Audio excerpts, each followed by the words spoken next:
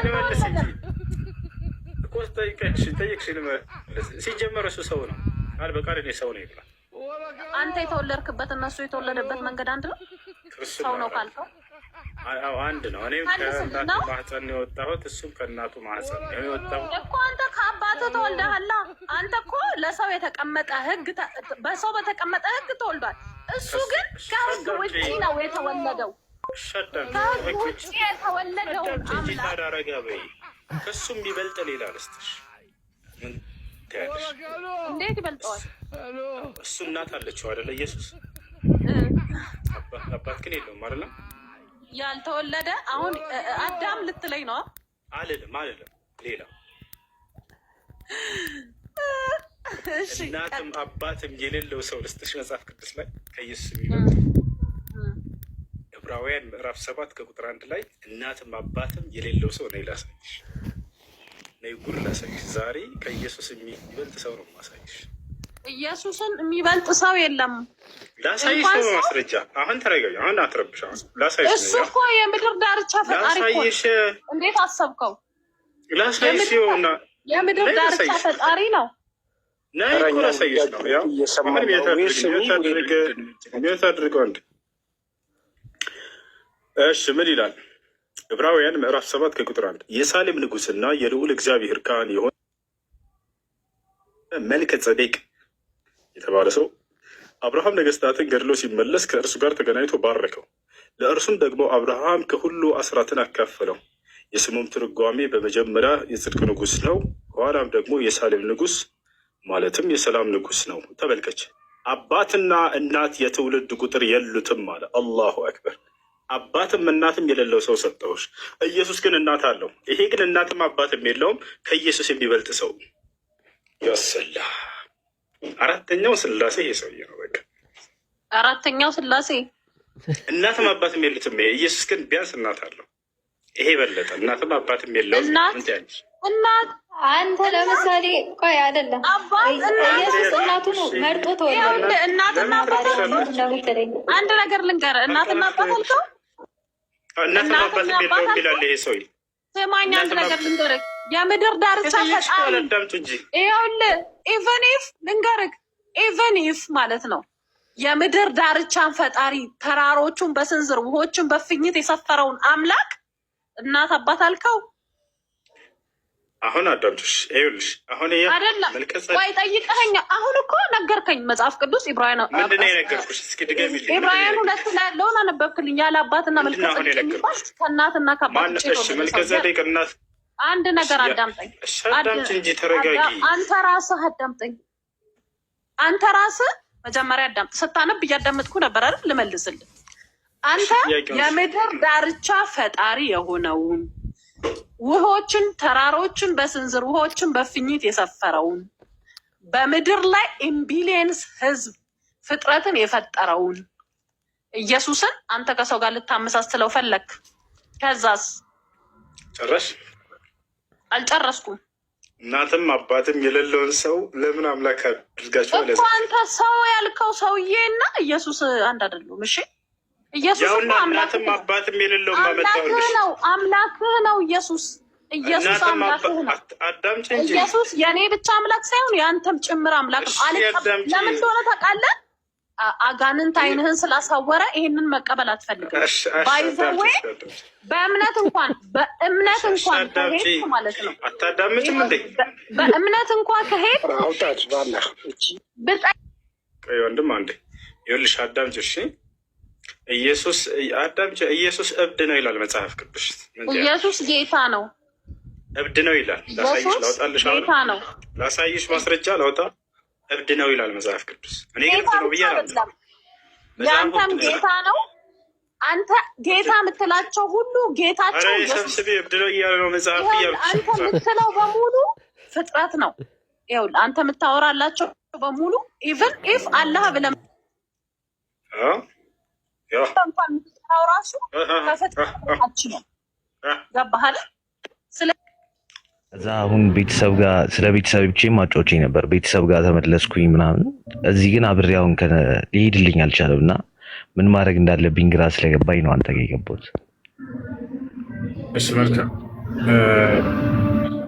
ዛዜዎቹ አለ አንድ የሚረብሽ ቦታ ነው። ዛዜዎቹ አለ ይሰማል። ሰላምሽ ልጆች ከሰለማችሁ በኋላ ቤተሰቦቻችሁ መስለማችሁን የማይቀበሉ ከሆነ መስለማችሁን ግልጽ አታድርጉላቸው። ግልጽ አታድርጉላቸው መስለማችሁን። የግዴታ መናገር እና ማሳወቅ አይጠበቅባችሁም። በእናንተና በአምላካችሁ መካከል ብቻ እንዲቀር ማድረግ ትችላላችሁ። ነገር ግን ያንን አምነው የተቀበሉ ከሆነ የዛኔ ችግር የለውም። ልትሰብኳቸው፣ ልታስተምሯቸው ሁሉ ትችላላችሁ። ነገር ግን ይህን ነገር ካወቁ በእናንተ ላይ ጫና የሚያደርሱባቸው፣ ችግር የሚፈጥሩባችሁ ከሆነ በህይወታችሁ ላይ የዛኔ ለእነርሱ መናገር አይጠበቅባችሁም። በድብቅ አምልኳችሁን ማካሄድ ትችላላችሁ። ነቢያችን ሰለላሁ ዐለይሂ ወሰለም ማስተማር በጀመሩበት ጊዜ የመካ ከሃዲያኖች ንጉሶች፣ ሹማምንቶች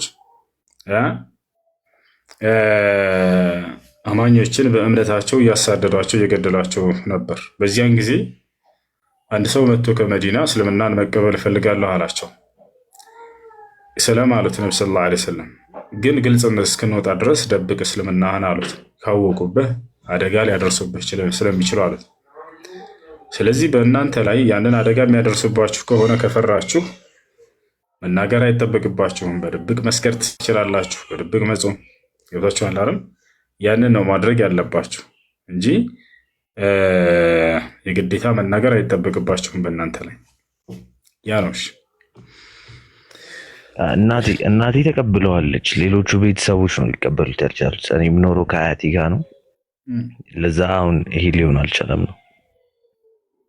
ያው እንትን ነው ያን አሁንም ማድረግ ያለብህ ያንን ነገር በድብቅ መስራት። ሶላትን ስትሰግድ ጊዜ ሌላ የክላስ ካለ በዚያ ሄደህ ለብቻ መስገድ፣ ወይንም መስጅድ ካለ በዚያ ሄደህ መስገድ። እነርሱ ያንን በሚያዩ ጊዜ የሚቆጡና ሌላ ችግር የሚፈጥሩብህ ከሆነ በእነርሱ ፊት የእስልምናን ህግጋቶችን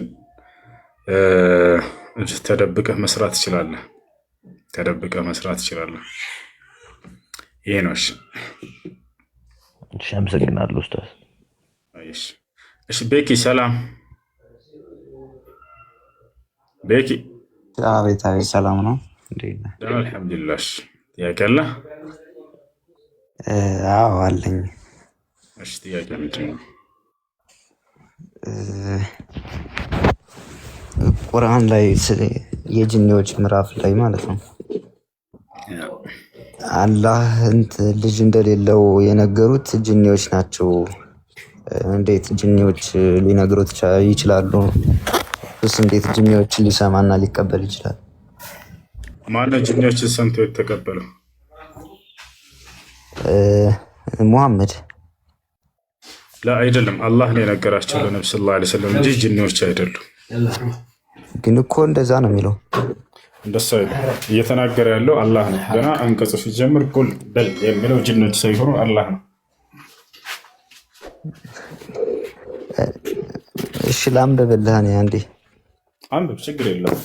ገና ሲጀምር አንቀጹ በል እያለ እየተናገረ ያለው ጅኖች ሳይሆን አላህ ነው። አንብበው።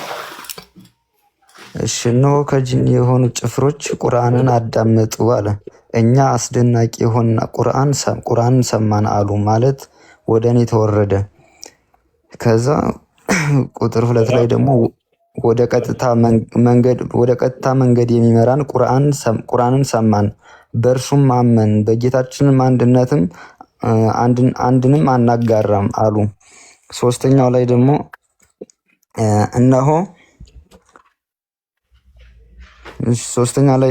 የጌታችን ክብር ላቀ፣ ሚስትንም ልጅንም አልያዘም አሉ። ሚስትም ልጅ የነገሩት ደግሞ እነሱ ናቸው። የጅኒዎች እንዳለ አሉ እያለ እያነበብክ አሉ የሚለው ጅኑ ነው? ጅኖች ናቸው ወይንስ አላህ ነው አሉ የሚለው? ጅኒዎች ናቸው። አሉ የሚለው ጅኖች ናቸው። አዎ ሌላ እኮ ነገራችሁ የሚል እኮ የለም። ይኸውልህ ከመጀመሪያ አንብበው ላስረዳህ እያንዳንዱን ቃል። እሺ ላንብብልህ። ሙሐመድ ሆይ በል እነሆ ከጅኒ የሆኑ ጭፍሮች ቁርአንን አዳመጡ፣ እኛ አስደናቂ የሆኑ ቁርአንን ሰማን አሉ ይላል። ከጅኒ የሆኑ ጭፍሮች አሉ የሚለው ጅኖቹ ናቸው ወይንስ አላህ ነው? ጅኒዎቹ ናቸው። እነሱ ቢሆኑማ እንደዛ ሳይሆን የሚሉት ጅኒዎቹ ሙሐመድ ሆይ እኛ ጅኒዎች እንዲህ አለን ነው። ጅኒዎቹ አሉ እያለ እየተናገረ ነው። አላህ እየተናገረ ነው። ተናጋሪው አላህ ነው። ገብቶሃል አይደል?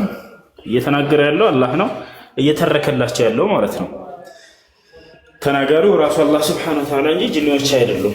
ጅኒዎች የነቢዩ ሰለላሁ ዐለይሂ ወሰለም አዳማጮች፣ ተማሪዎች ናቸው። ተናጋሪው ማን ነው ከተባለ አላህ ነው። ጅኒ አማኝ አለ፣ ከሃዲ አለ። እነዚህ ያመኑት አካሎች የተናገሩት ነው።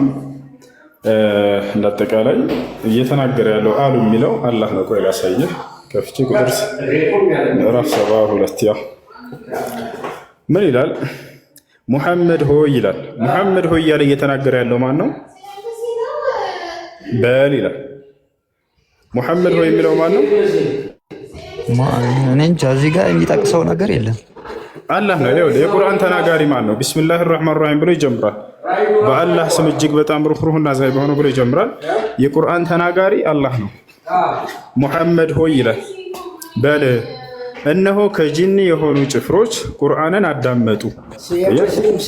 ከዚያስ እኛ አስደናቂ የሆነን ቁርአን ሰማንም አሉ። የቁርአኑ ባለቤት ማን ነው? አላህ ነው። ከዚህ ሀሳባቸውን እየሰጡ ነው። እነሱ ምን አሉ? አስደናቂ የሆነን ቃል ሰማን እያሉ እየተናገሩ ነው። ያ ነው አሉ ማለት ወደ እኔ ተወረደ ይላል። የተወረደው ከማን ዘንድ ነው? ከጂኒዎች ዘንድ ነው? አይደለም፣ ከአላህ ዘንድ ነው የተወረደው። ይህ ቁርአን የተወረደው ከማን ነው ከተባለ ምን ይላል መሰለህ? ያው ገና ሁለተኛውን ምዕራፍ አንቀጽ ስትገልጠው ጊዜ ምን ይላል? ይህ መጽሐፍ ከአላህ መሆኑ ጥርጥር የለበትም ለፈሪሃንም መሪ ነው ይላል። ያ ነውና አላህ ሱብሓነሁ ወተዓላ የጅኖቹን ቃል እየገለጠላቸው እየተናገራቸው ያለው እርሱ ነው እና የቃሉ ባለቤት ራሱ አምላክ አላህ እንጂ ለነብዩ ሰለላሁ ዐለይሂ ወሰለም እየገለጠና እያናገረ ያለው ጅኒዎች መጥተው እየተናገሯቸው አይደለም በዚህ ቃል ውስጥ። እሺ ግን ጅኒዎች እኮ እንደሚናገሩ እዚህ ጋር እንትን ይላል። ለምሳሌ አሁን ሶስተኛው ላይ እነሆ የጌታችን ክብር ላቀ፣ ሚስትንም ልጅንም አልያዘም ያለ ራሱ አላህ ነው ወይስ ማን ነው? አዎ ይሄንን አሉ እያለ ጅኑ እየነገራቸው ማን ነው? አላህ ሱብሓነሁ ወተዓላ እየነገራቸው ነው። ይሄን የተናገሩት ለምሳሌ ለነብዩ ሰለላሁ ዐለይሂ ወሰለም በቀጥታ እየተናገረ ያለው የተከሰተን ክስተት አላህ ነው እየነገራቸው ያለው። አላህ ነው እየተናገራቸው ያለው።